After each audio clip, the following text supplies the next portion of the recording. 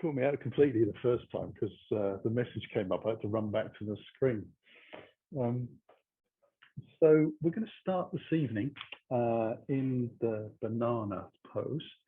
So we're going to come straight down to the floor. So I'm doing this minus the props, but I've got my bolster to the side. I've got my block up the front, strap to the side as well. And it's going to take time to come down. The knees high, hands behind or rolling onto your side. If your back is a bit stiff, you keep chinning towards the chest and roll the spine down gently. And then as we arrive, we just take the hands up towards the sky and float them over the head and let the hands come as close to the floor as possible. We'll take a few breaths here, just letting the spine and the shoulders settle, because if we're a bit tight in the shoulders, and most of us are, when we let the hands come back to touch the floor, the chest lifts up towards the sky and it puts a little bit of a arch through the spine. So we're just letting that lengthen out a little bit first. And then I'm going to slide the feet towards the front of the mat. Bring my feet together. And slowly take hold of my left wrist with the right hand. And then wriggle the shoulders over gently towards the right side so that the shoulders stay flat to the floor. And when it feels comfortable, I'm going to bring the legs across to the right side as well. So hence we make a little bit of a banana. We're trying to keep the shoulders and the hips square and flat to the floor. So if you find yourself lifting, then just allow yourself to bring the feet or the arms back a little bit out of the curve until you find a place where you're a little flatter. Now you can cross the left leg over right at the ankles if that feels good in the spine. But if you know you have issues with sciatic nerve and lower back strains or a thing that you're familiar with, you might want to keep both feet on the ground just side by side.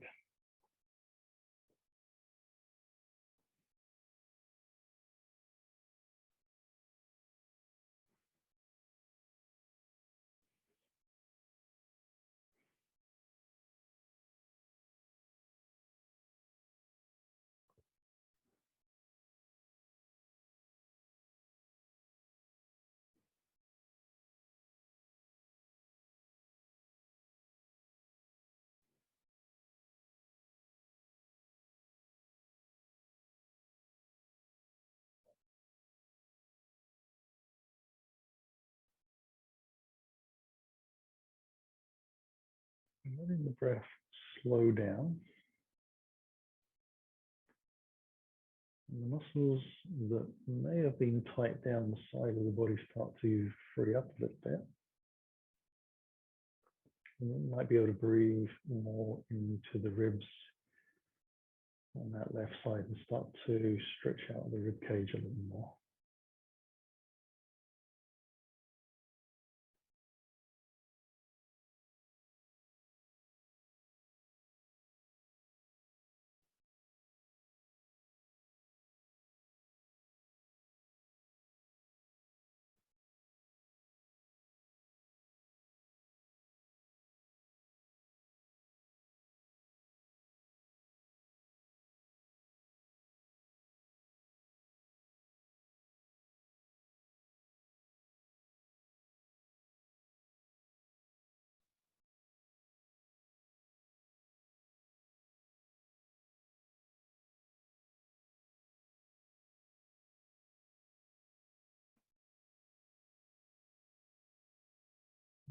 Taking the legs if you cross them, bring them back towards where we think the center line is on the mat. And then we'll wriggle the shoulders back into alignment, and hopefully that feels pretty good. And then we'll change the grip of the hands over. And then again, when you're ready, we'll start to shimmy the shoulders over to the opposite side, so opening the right out, and again just giving a little time for the shoulders react and release, and the ribs to settle down a little bit.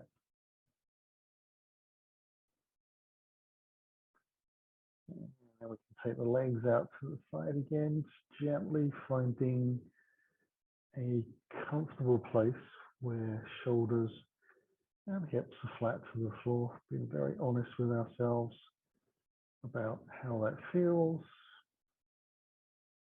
Again, letting that sensation of stretch settle in the body a little bit.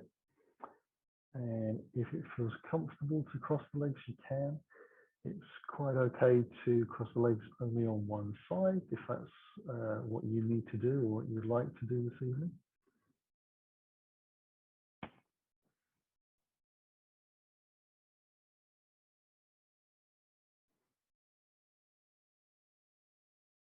So staying in position.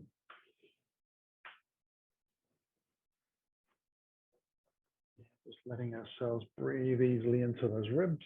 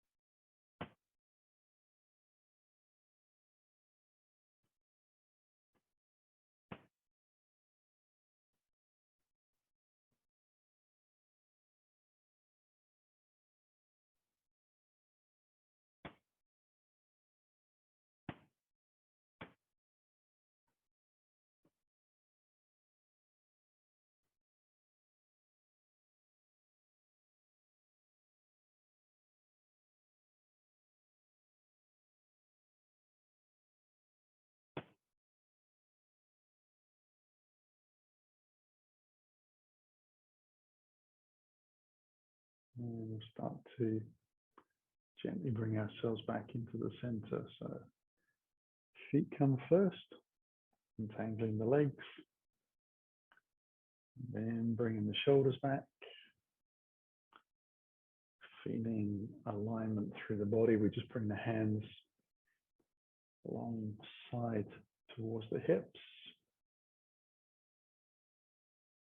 And then slide the feet in towards the bottom, so the knees are high, and roll gently onto the right side. We're going to use the hands to press away from the floor and come up to sitting.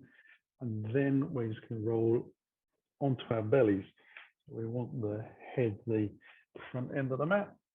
And once you've arrived, we'll have the feet a little wider than we think the hips are. We'll see if we can let the heels roll out a little bit. We'll bring the elbows underneath the shoulders, just a little ahead, forearms parallel-ish, and palms facing down.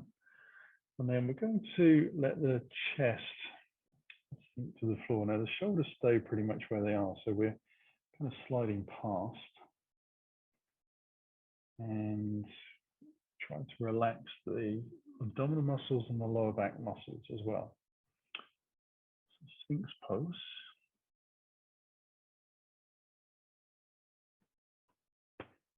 You could take this into seal pose by lifting the elbows away from the ground and walking the hands in much closer towards you.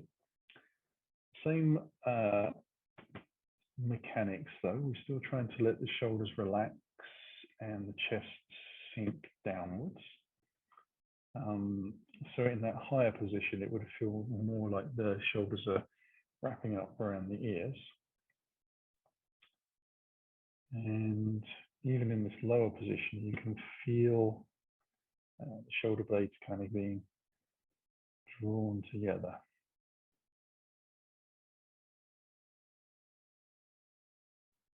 Try to let the hips and the pelvic muscles and lower back muscles, and the buttock muscles relax completely. Head position optional. Eyes open or closed again, optional.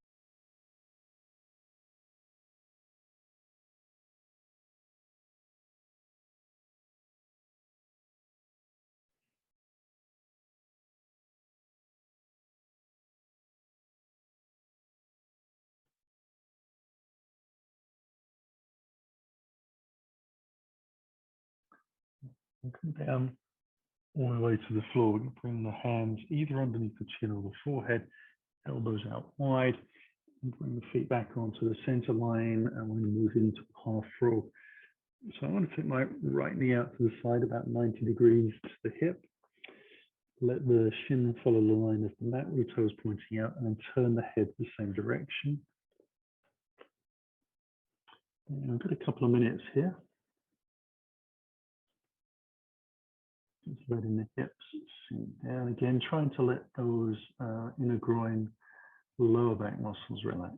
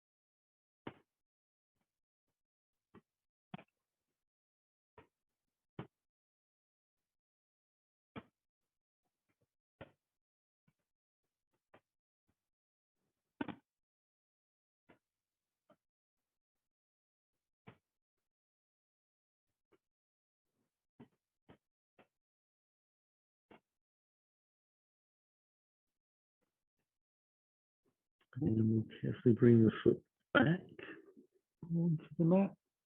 Slide the leg back down the center line. We'll wriggle through the hips. And then we'll do the same to the opposite side. So just taking the leg out a suspected 90 degrees with the shin hopefully running parallel to the mat and toes pointing out.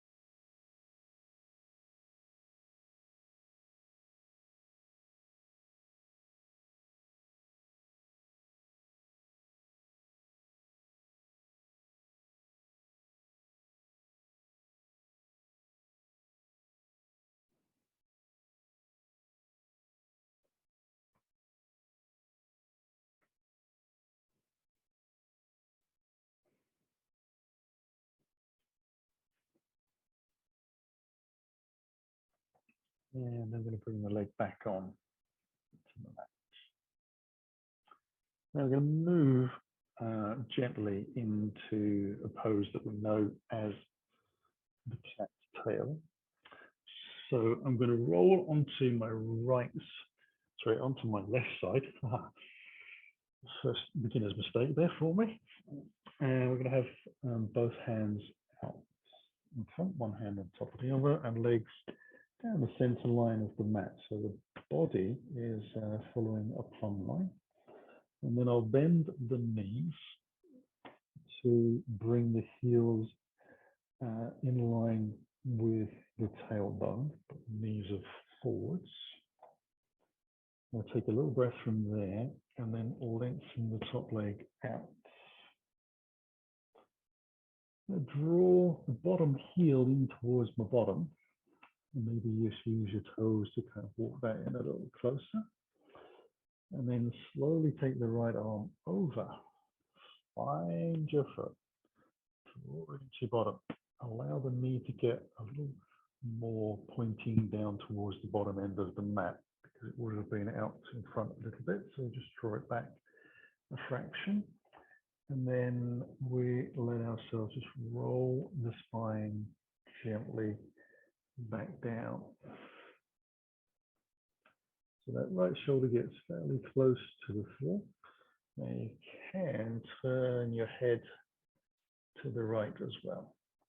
If you found coming into the pose that your extended leg out in front of you lifted off the floor completely, then you need to take your foot a little further towards the bottom end of the mat, because we've all got a different range of rotation in the spine. And on top of that, we might have some muscular tightness as well. So we might not be able to have the hips stacked on top of each other and getting the shoulders down onto the ground. Now, it's not essential that the shoulders actually reach the ground, but as long as you feel comfortable, that's fine.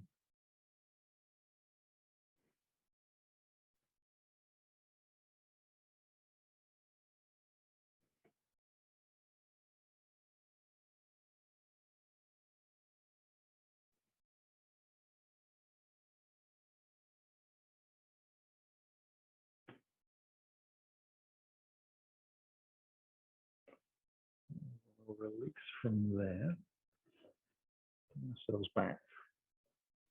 Now, provided you can see the screen, you can just roll over onto your opposite side. I'm going to lift up and bring my head to the other end of the mat, partly so I can see the screen and partly so I can see the clock. So coming down gently, nice long line through the body, and then bending the knees, one hand on top of the other. You can let the head hang down a little bit. Top leg forwards, foot to the floor. Walk the bottom heel in towards your bottom.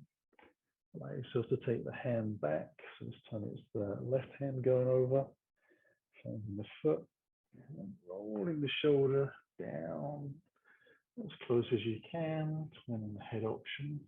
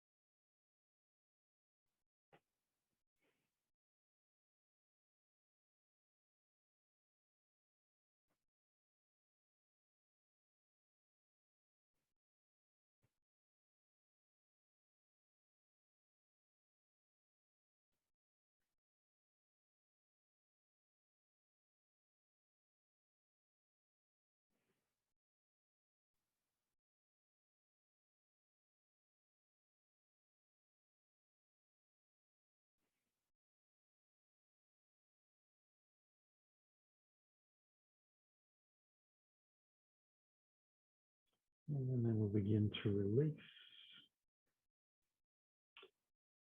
Arm top over it again.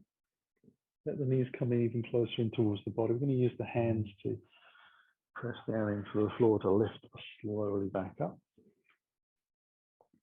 And I'm going to take the block and just place that underneath my bottom, sitting up, and then draw the feet together so the soles of the feet touch and the knees are out wide. So this version, the feet are quite a long way forwards from the groin. There's plenty of space, and the further forward you take your feet, the lower your knees generally get.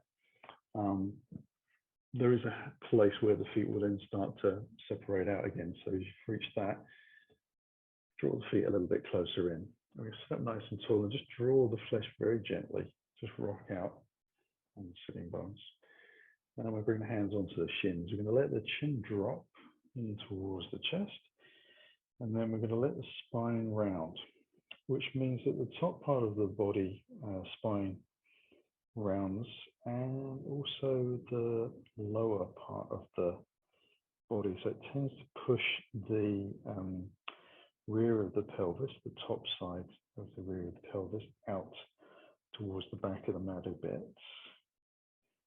Now you're going to still let yourself sink. Generally what happens is gravity then allows you to move forwards a little bit. We're just waiting for it to happen. And if it happens, great. If it doesn't happen, that's okay as well. You might find that you sink closer to the ground,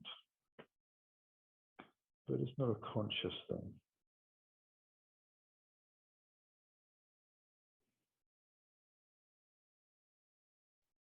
You'll more than likely feel a band of energy running down the sides of the spine, which could be starting as high as the crown of the head and as low as the tailbone. That's a line of fascia that stretches out. So as well as muscles stretching out, fascia generates a sensation of heat through the nerves. The muscles actually stretching out create real heat. So that's going to heat the nerves up as well. It's a bit of a double whammy.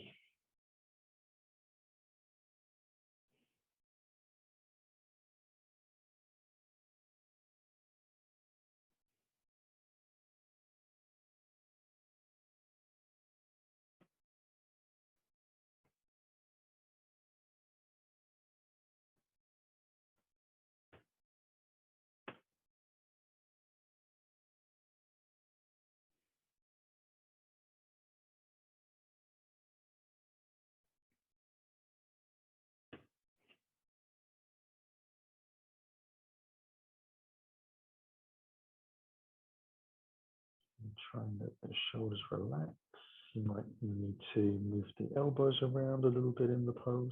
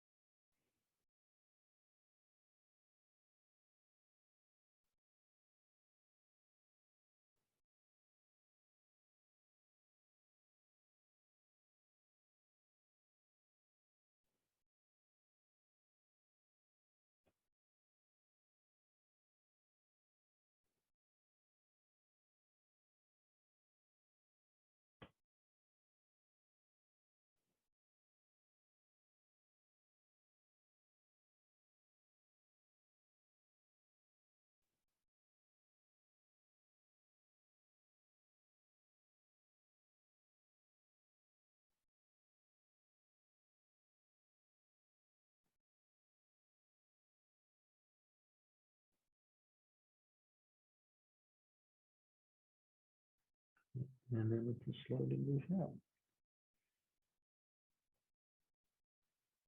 And so sit up nice and tall. We'll slowly take the legs out wide. Now, if you've got a hard floor and your heels react strongly to being on the hard floor, they're going to be there for a while. So if they're already reacting, you know that they're going to react even more. You can turn lengthways down the mat and have the block off the mat, in fact, so that your heels are at least protected by the mat. So that's a nice change that you can do. Now the feet, in terms of being as wide apart as possible in your body, could be very different from person to person. I don't quite get a 90-degree split there, so some people will be much wider than that. But either way, we're going to turn the body towards that right leg, and we're going to try and line the hearts in the direction of the lower knee. And we'll bring the fingers either side, about shoulder distance apart, and we're going to come into straddle pose. So we're going to lean forwards gently, and we're going to use the hands for support. The leg might bend as you lean forwards, it might roll out, do lots of strange things. You may feel the left sitting bone lifting away from the floor a little bit. But again, we're just easing into this straddle pose.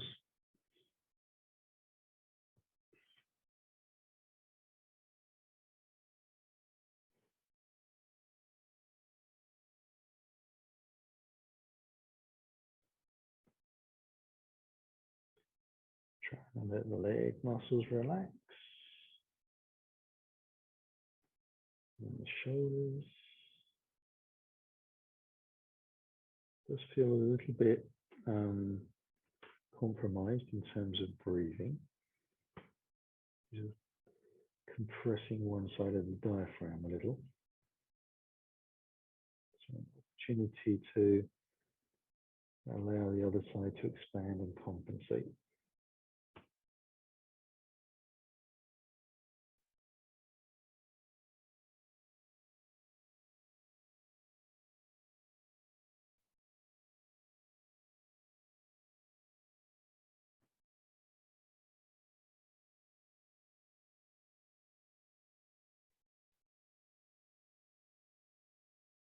We'll slowly lift up. I let the body come towards the sort of center line between the thighs and just take a moment to feel the compression that we put into the spine releasing. And then when that feels like that's taken place, we turn the body towards the opposite leg, taking a little bit of time, and then bringing the hands out and lengthening down and across. And you might find that you get to a very different position on one side of the body. Not a problem if that's the case. If it's happening in your body, that's fine. If you feel that you're kind of rolling out to the side, you might want to take the hand out a little bit further for support so you feel confident in the pose to relax.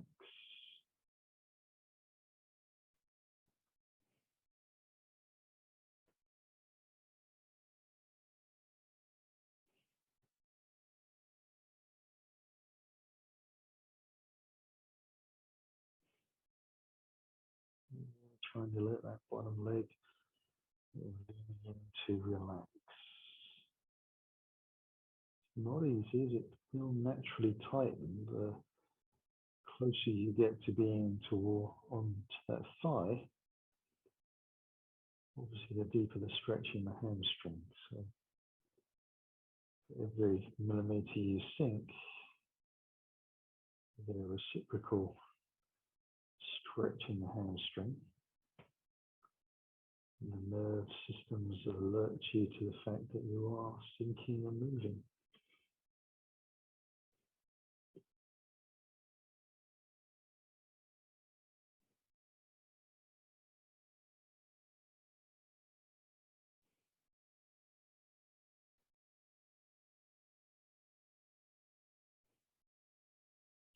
Also very good for the lower back muscles. Gives them a nice long lateral twisting stretch and compressing the discs. A variety of ways to ensure the disc stays nice and healthy. Take a little breath here. Start to press into the hands to lift back up. Allow ourselves to turn again towards the front of the mat, just to feel the twist and the shape decompressing out of the body. Use the hands underneath the thighs to draw the legs back in. And I'm going to let myself just shimmy forwards enough to come off of the block. And I'll put that towards the back of the mat, outside of the mat. Feet together, we'll come into caterpillar pose. So we'll take the hands onto the shins to start with. Let the head drop first, and then again, just let the head sink down towards the floor. So the amount of forward fold you get is not dictated by you trying to draw yourself forwards, but how much of a round spine you can get. And you may be able to lay your elbows and forearms onto your thighs. That's great if it happens, otherwise you can float in the air a little bit. Now again, the legs might roll out or roll in. You might even have one going one way and one going the other. Not a problem. A little bit more difficult to breathe into the belly again here.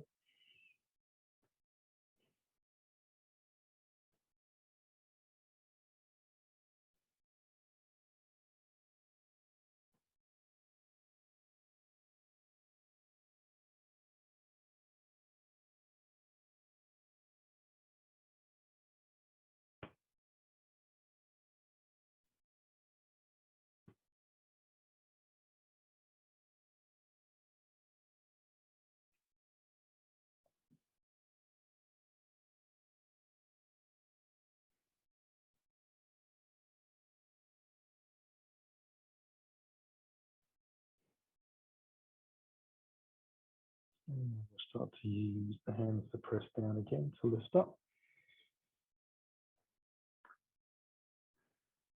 Back into a nice seated position. So I'm going to cross the ankles over and roll onto the knees up onto all fours. So not necessarily needed for you to move in exactly the same way, but we are going to get up onto all fours eventually. And go spread the fingers out nice and wide. So get the biggest distance between the little finger and the tip of the thumb, and spreading the rest of the fingers out. The hands directly underneath the shoulders. I'm going to let myself wriggle a little bit from side to side. So I have got the spine in a neutral position, so it's not hanging down and I'm not rounding through the spine too much. It's kind of being held a little bit by the abdominal muscles and muscles of the torso. And sway the hips out a little bit from side to side. So we'll just start to get a little bit of movement here. And then when we're ready, we'll take that into a cat-cow. So just drawing the chest forwards gently. Tailbone up towards the sky, belly's drawn in. Exhale, we press into the hands and the shins and round the spine up. Now the amount of stretch that you get in your spine, again, particular to person by person. What we are trying to do is get a nice smooth movement. So we want the feel of the muscles and the bones and tendons and ligaments cooperating with each other, firing nicely in sequence and making this as smooth movement as possible. Try to avoid compression in the middle back and in the neck. So we're careful not to overstretch. There is an element of seeking some length, even though you are putting a curve into the spine.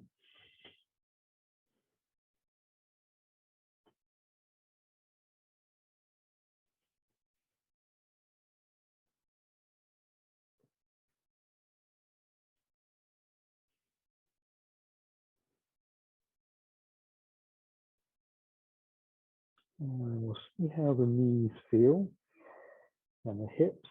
Next time we'll exhale towards the sky, we'll sit down gently onto the heels. Then let the torso come down, elbows to the floor, head to the ground. Inhale back up to all fours. Draw the chest forwards again, keeping the belly just that little bit tucked in. Tailbone tucks the other way, rounding the spine, and we sit gently back, exhaling out deeply, belly drawn in. Inhaling up.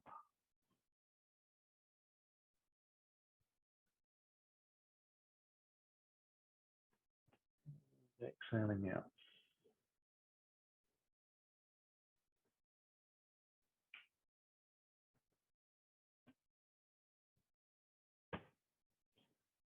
And we'll lift back into a neutral position.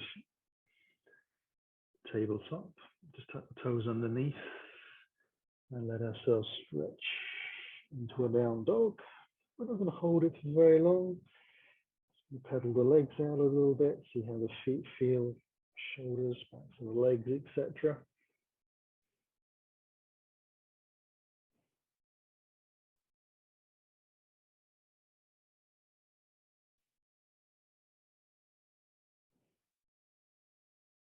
We'll come back into a neutral position.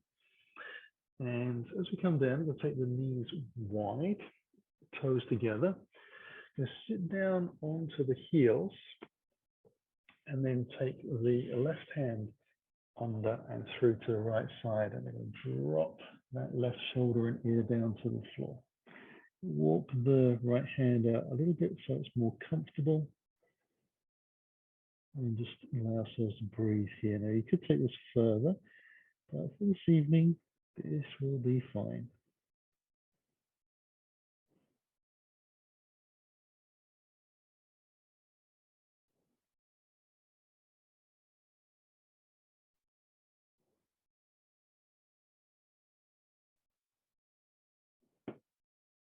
Walk the top hand back in. Press the hand down into the floor to lift back up to that position that we began in, so that we can take the right hand through and under. Roll that shoulder and ear down to the floor. Walk the left hand out again, comfortable distance. We're trying to keep the tailbone as close to the back of the mat as we can, so we're drawing it that way.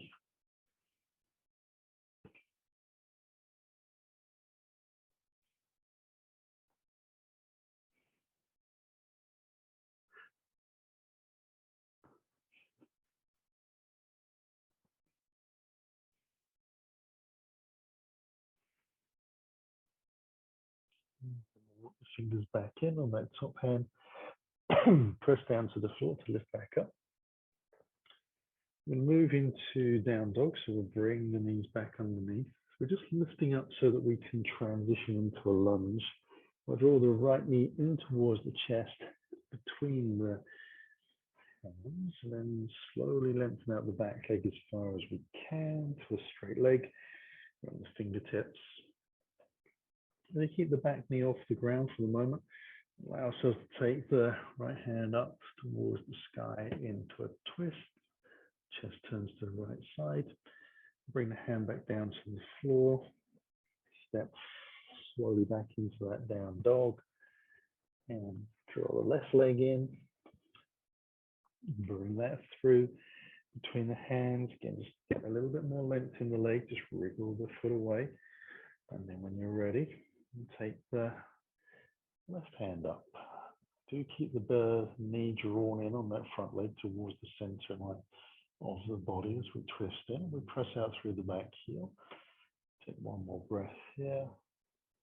And we'll bring that hand down to the floor. We'll step back into our down dog. Draw the right knee in towards the chest. Bring the foot through. This time we're going to let the back knee down to the floor. Untuck the toes. Hands come onto the front thigh and we lift up slowly and gently. Shoulders relax. Start to press down into the rear shin for a little bit of support as we take the arms out wide. Lift them all the way to the sky and then bring them back down to the floor. Lift the back knee and step ourselves back into down dog territory momentarily. And then drawing the left knee in and bringing that through. And lowering the back knee down to the floor and tucking the toes. Bring the hands onto the thigh again. A slow lift. The front knee is over the ankle. Let the shoulders relax. Get a little bit of length in the spine. Belly drawn in, back shin pressing down, arms float out up towards the sky. Nice inhale. And then bringing the hands down to the floor on the exhale. Step back into our down dog. We'll draw the right knee in this time, taking the foot to the outside of the right hand.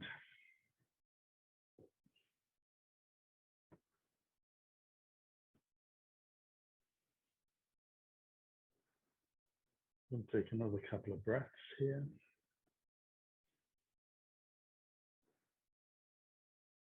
And then we'll step back to down dog. Draw the left leg in, outside of the left hand. We'll just hold in position. Hopefully the front foot is parallel, the leg presses into the back of the arm a little bit. The back knee is lifted and pressing out. Try and draw the chest forward a little bit. 2 more breaths.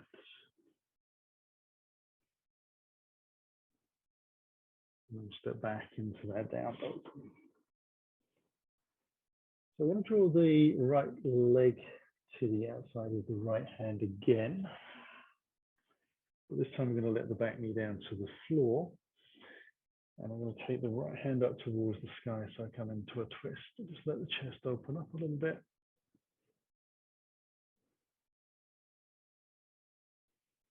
And the front knee kind of hangs out to the side. Bring the hand back down to the floor. Lift the back knee and step back into the down dog. We'll take the left leg through to the outside of the left hand. The back knee comes to the floor. And the left hand up again, opening up the chest nicely.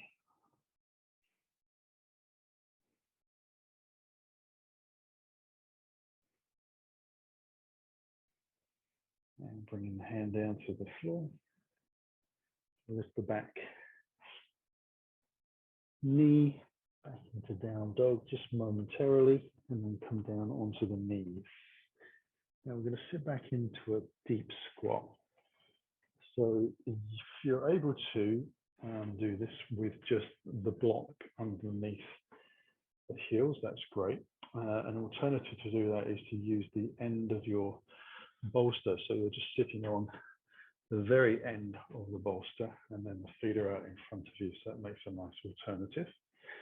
Bring the hands forwards, lift up enough so we can tuck the toes underneath and roll back the heels onto the corner edges of the block if we're using that. Otherwise, we would be sitting onto the end of our bolster. Now, for most people, the feet want to turn out naturally a little bit to the side, so we're going to use that.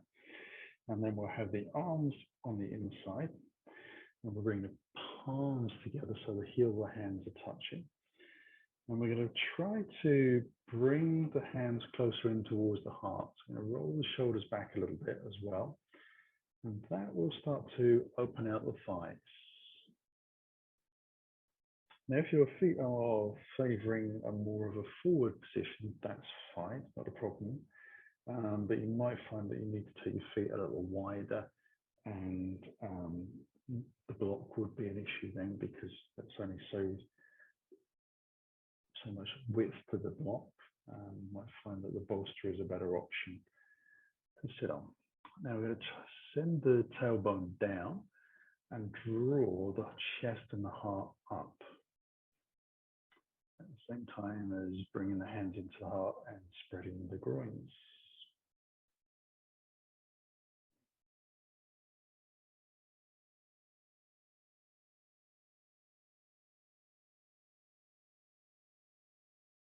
And then I'll release from there. And bring the hand to the floor and the knees back down. And to come onto all fours,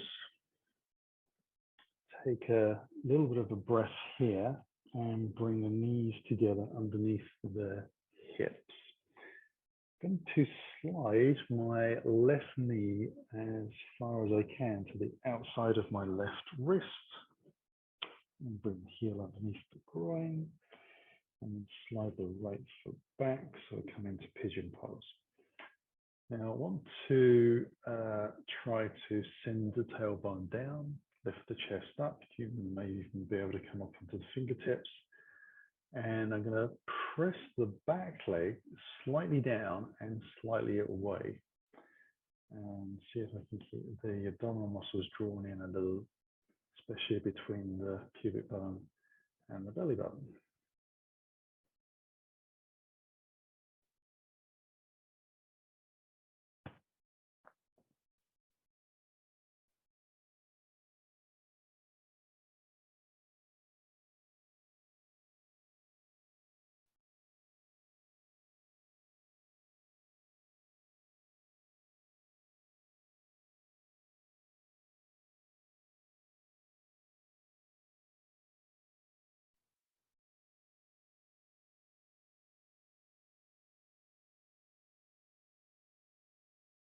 And then tuck the toes on the back foot, walk that foot in a little bit so I can start to lift.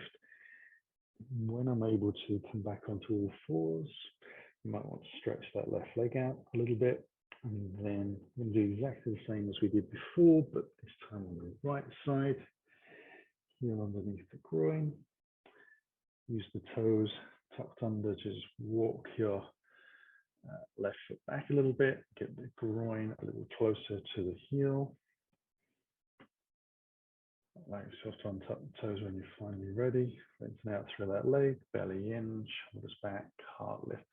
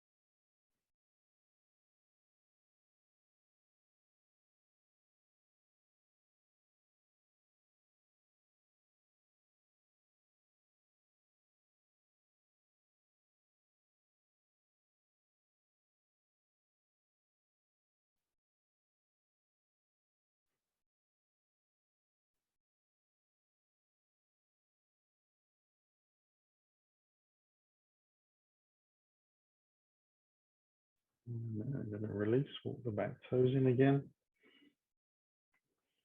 Bring myself up into fours. And you might want to stretch the legs out a little bit. And then we're going to come on to sitting on the block, and we're going to have the strap by as well. Now, again, you could use the bolster rather than block to sit on if you wish to.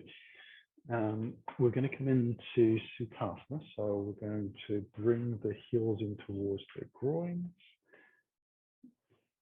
We're actually crossing the ankles. We're trying to get the shins down to the ground.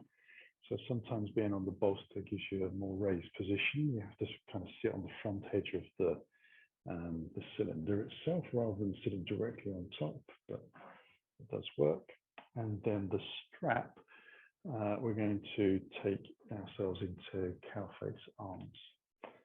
So unravel the strap and take the buckle into your left hand and then bind the strap around the fist a couple of times. Allow yourself to take the hand up towards the sky and the strap behind, hopefully. Down the center line of the mat. And allow yourself to bend your elbow so your hand drops down but the elbow stays high, and you can bring it a little more into the center. That feels good. Now if your head is being pressed forwards and down a long way, then you're going to need to take the elbow further out and release it a little bit. So I'm going to find a sort of a happy place. And then we'll take the right hand out. So we'll start with the thumb down, palm facing backwards.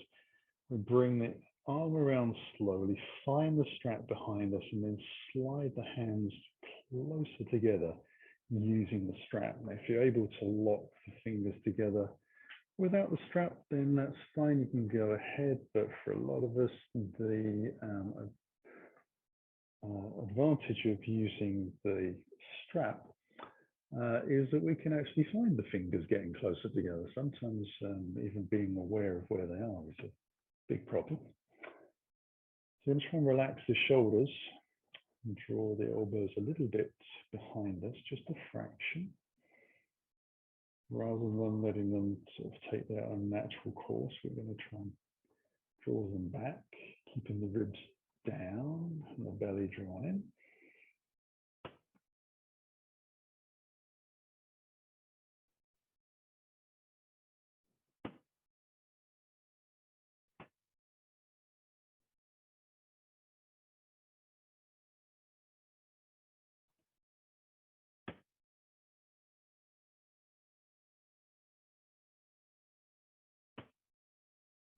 You might find some discrepancies in the shoulders, just like we can in the hips.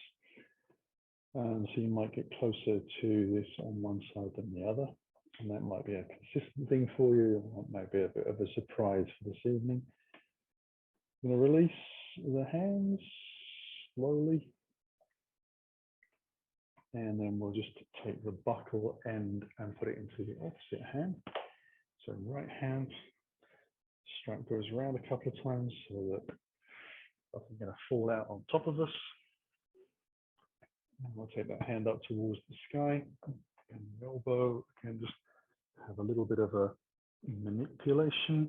Now, having a look at your legs, see if you can take the first leg out, second leg out, and then bring the first leg back in and the second leg back in. That can be a bit tricky. And then when you're ready, we're going to take the opposite hand, so the left hand, thumb down, palm back, take it round nice and slow. Find the strap near you, then walk the hands together. And it doesn't matter if there's a little difference or a big difference or no difference. Maybe you can bind fingers on both sides. Maybe you never have and never will. And that's not a problem. I'm just happy with where we are. And now again, we start to just very lightly draw the elbows back, keeping the ribs drawing down and belly in, and the spine long.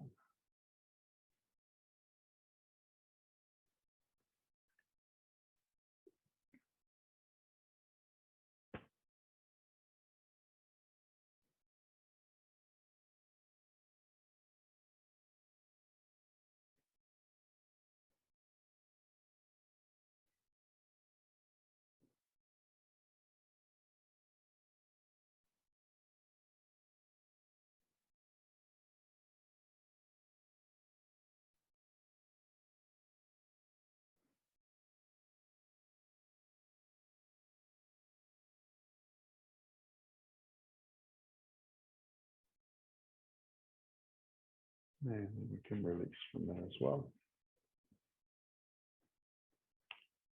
And then that gives us final 5 minutes for Shavasana. So this evening, I'm going to elect to use the bolster under the back of the thighs, but it is your Shavasana, it's your end of the class. So if this doesn't feel like a really good idea, any other version, as long as you come down safe, that's fine. Now, if I'm using this as a high version, I draw the heels in, use the hands behind, keep the chin towards the chest until I can lay the spine down carefully. And then once I arrive, you have choices. You can bring the soles of the feet together and let the knees go wide, or you can allow yourself to have the feet go out to the corner edges of the mat and have the bolster underneath the back of the knees. Your choice. So how it feels good in your body. Get a nice long spine and wriggle out through the hips a little bit. We'll let the hands come to the side. Make sure the shoulders are nice and loose. Eyes closed and softening the jaw. We're just licking the lips a little bit. And if you're taking the position that I have with the feet down towards the bottom of the mat, you might just want to give the ankles and the toes a little bit of a wriggle and stretch before we settle completely. On an exhale, and just letting gravity draw us down to the floor.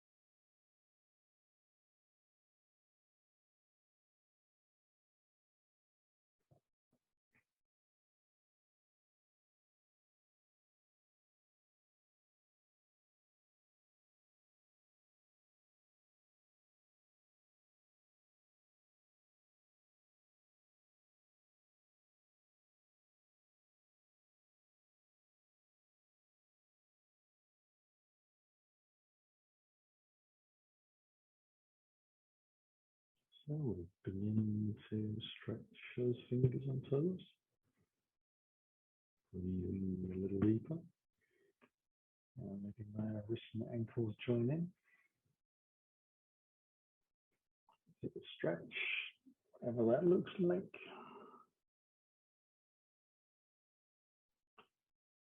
And let the heels draw closer in towards the body, over the bolster, until the knees can come in towards the chest, as close as they're going to get. Find a little stretch out in that hug, and then rolling the legs over towards the right side, and using the hands to press into the floor to lift up. So we spin smoothly back to a seated position. Let the hands come in towards the heart. So take a breath and close the eyes.